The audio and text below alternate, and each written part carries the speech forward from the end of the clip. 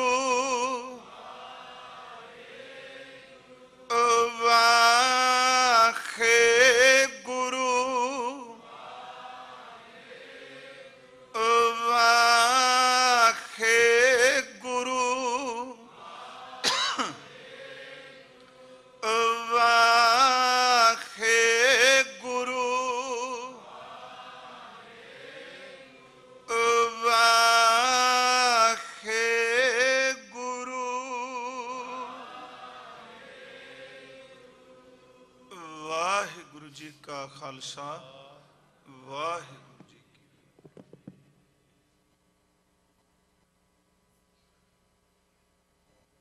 ਪਰਮ ਸਤਿਕਾਰਯੋਗ ਸਾਧ ਸੰਗਤ ਜੀਓ, ਵਾਹਿਗੁਰੂ ਜੀ ਕਾ ਖਾਲਸਾ ਵਾਹਿਗੁਰੂ ਜੀ ਕੀ ਫਤਿਹ।